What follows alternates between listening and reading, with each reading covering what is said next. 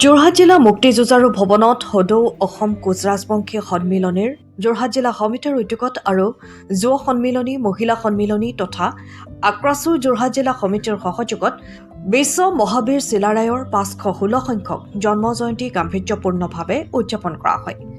অনুষ্ঠানৰ আৰম্ভণিতে মহাবীৰ চিলাৰায়ৰ প্ৰতিচ্ছবিত বন্তি প্ৰজ্বলন আৰু মাল্যাৰ্পণ কৰা হয়।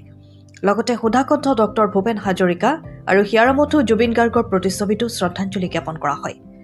অনুষ্ঠানত সমাজৰ বিভিন্ন ক্ষেত্ৰত অৱদান আগবঢ়োৱা 4গৰাকী বিশিষ্ট ব্যক্তিক বিশেষভাৱে সম্বৰ্ধনা জনোৱা হয়। এই অনুষ্ঠানত বহুতো বিশিষ্ট ব্যক্তি উপস্থিত থাকে। সাংস্কৃতিক অংশ হিচাপে সঞ্চালিনা শইকীয়াই মনোমোহা নৃত্য পৰিৱেশন কৰি দৰ্শকৰ প্ৰশংসা লাভ কৰে। যোৰহাটৰ পৰা অনুপম বৰা ৰিপৰ্ট, পোহৰ লাইভ।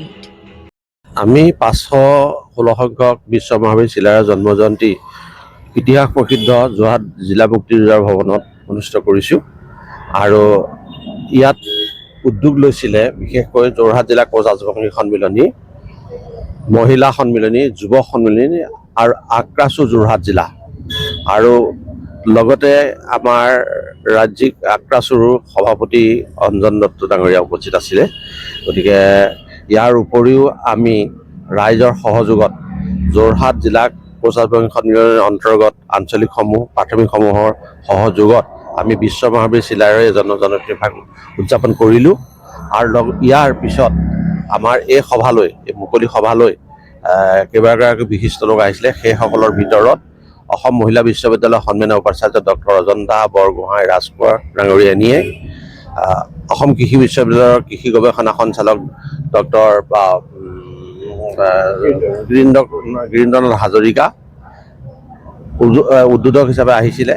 ইয়াৰ পিছত নিৰ্দিষ্ট বক্তা হিচাপে যোৰহাট মহাবিদ্যালয়ৰ অধ্যাপক, বুৰঞ্জী বিভাগৰ অধ্যাপক ৰক্তিম ৰঞ্জন হাজৰিকা ডাঙৰীয়া আছিলে। ইয়াৰ পিছতো আমি জনপ্ৰতিনিধিসকলক নিমন্ত্ৰণ জনাইছিলোঁ। সেইসকলৰ ভিতৰত কলিয়াবৰ কাজিৰঙা লোকসভা সমষ্টিৰ সন্মানীয় সাংসদ কামাখ্যা প্ৰসাদ ডাঙৰীয়া, তেখেতসকলক নিমন্ত্ৰণ জনাইছিলোঁ। যোৰহাট বিধানসভা সমষ্টিৰ সদস্য বিধায়ক আমি হিতেন্দ্ৰনাথ গোস্বামী ডাঙৰীয়াক আমন্ত্ৰণ জনাইছিলোঁ। তেখেতসকল আহিব বুলি আমি এতিয়াও আশা কৰিছোঁ, এতিয়ালৈকে পোৱাহি নাই। ইয়াৰ পিছতো মৰিয়নি সমষ্টিৰ বিধায়ক ৰূপজ্যোতি কুমাৰী ডাঙৰীয়াক আমন্ত্ৰণ জনাইছোঁ, তেখেতো এতিয়ালৈকে পোৱাহি নাই, নিশ্চয় আহিব। ইয়াৰ উপৰি সাধাৰণ জাতি উন্নয়ন পৰিষদৰ অধ্যক্ষ আৰু যোৰহাট সদৌ অসম কোচ ৰাজবংশী সন্মিলনীৰ কাৰ্যকৰী সভাপতি শৰৎ শইকীয়া ডাঙৰীয়া, আক্ৰাছুৰ সভাপতি, যোৰহাট জিলাৰ উপসভাপতি বুবুল চন্দ্ৰ দত্ত ডাঙৰীয়া, গোটেই অতিথিসকল ইয়াতে উপস্থিত আছে। তেখেতসকলে বক্তব্য ইতিমধ্যে ৰাখিছে। গতিকে আমি সকলোৰে সহায় সহযোগিতাত আমি সাৰ্বজনীনভাৱে সকলোৰে বাবে সমন্বয় প্ৰতিষ্ঠাৰ হকে আমি এই বিশ্ব মহাবীৰ চিলাৰায়ৰ ৫১৬ সংখ্যক জন্ম জয়ন্তী ভাগি যোৰহাট জিলা মুক্তিযুঁজাৰু ভৱনত পালন কৰিলোঁ। চিলাৰায়ৰ জন্ম জয়ন্তী ৫১৬তম অনুষ্ঠিত কৰিছোঁ যোৰহাট জিলা মুক্তিযুঁজাৰু ভৱনত। এইখিনিতে আমি ধন্যবাদ আৰু কৃতজ্ঞতা জ্ঞাপন কৰিছোঁ আমাৰ যিসকলে সহায় সহযোগিতা আগবঢ়ালে। আৰু আমি এটা এপিল কৰিব বিচাৰিছোঁ, এটা অনুৰোধ জনাইছোঁ অসমৰ মাননীয় মুখ্যমন্ত্ৰী ডক্টৰ হিমন্ত বিশ্ব শৰ্মা আৰু ভাৰতবৰ্ষৰ মাননীয় প্ৰধানমন্ত্ৰী নৰেন্দ্ৰ মোদী ডাঙৰীয়াক।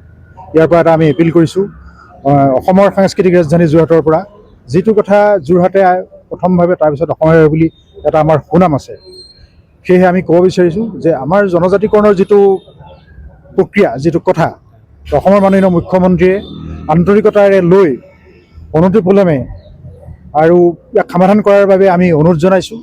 আৰু যদি এই ক্ষেত্ৰত তেওঁ দিগদাৰবোধ কৰে, এই ক্ষেত্ৰত তেওঁ যদি কিবা ৰাজনৈতিক অংক কৰাৰ কথা ভাবে, যোৰহাট লোকসভা সমষ্টিত কোচ ৰাজবংশী ভোটাৰে যিদৰে কোনো সাংসদক নিৰ্বাচিত কৰিব নোৱাৰিলেও হাৰি যোৱাৰ ক্ষেত্ৰত বিশেষ ভূমিকা পালন কৰে, সেইদৰে যোৰহাট জিলাৰ বিধানসভা সমষ্টিসমূহতো কোচ ৰাজবংশী ভোটাৰে নিৰ্ণায়ক ভূমিকা গ্ৰহণ কৰে। কিছু সমষ্টিত কোনো বিধায়ক হৰা জিকাৰ ক্ষেত্ৰত নিৰ্ণায়ক ভূমিকা লয় আৰু কিছু সমষ্টিত এককভাৱে নিৰ্বাচিত হোৱাৰ ক্ষেত্ৰত কোচ ৰাজবংশী ভোটাৰে এক বলিষ্ঠ পদক্ষেপ লয়। আৰু পৰৱৰ্তী 2024 বিধানসভা নিৰ্বাচন যিহেতু আহি আছে, যদি আমাৰ ডিমাণ্ড, আমাৰ যিটো লিগেল ডিমাণ্ড, আমি যিহেতু 1996 চনত জনজাতিকৰণ এবাৰ প্ৰমাণপত্ৰ পাইছোঁ, যি ক্ৰাইটেৰিয়া ভিত্তিত আমি 1996 চনত জনজাতিকৰণ পাইছিলোঁ, সেই একে ক্ৰাইটেৰিয়া ভিত্তিতেই পুনৰবাৰ আমাক জনজাতিকৰণ লাগে বুলি আমি কৈছোঁ, ভোট দিব লাগে বুলি আমি অনুৰোধ আৰু দাবী জনাইছোঁ। যদি এই ক্ষেত্ৰত তেওঁলোকে হুকা বিচাৰা কৰে, এই ক্ষেত্ৰত যদি কিবা ৰাজনৈতিক অংকত কথাটো ভাবে, তেতিয়াহ'লে আমি পৰৱৰ্তী 2024 নিৰ্বাচনত এই কথাটো আমি দেখুৱাই দিম। যোৰহাটৰ JB ৰোডত অৱস্থিত জ্যোতিষ্মান ড্ৰাগছ।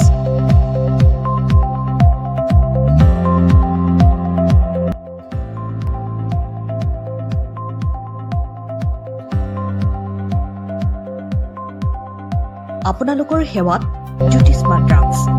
আমাৰ ইয়াত শিশুসকলৰ লগতে প্ৰাপ্তবয়স্ক পুৰুষ মহিলাসকলৰ বিভিন্ন ৰোগৰ ঔষধ উপলব্ধ। পুৱা 9 বজাৰ পৰা নিশা 10 বজালৈ খোলা থকাৰ লগতে বিভিন্ন ঔষধ ৰেহাই মূল্যত উপলব্ধৰ ব্যৱস্থা। আপোনালোকৰ জৰুৰীকালীন সেৱাৰ বাবে জ্যোতিষ্মান ড্ৰাগছ। আমি সদায় সাজু। আমাৰ ঠিকনা JB ৰোড, যোৰহাট।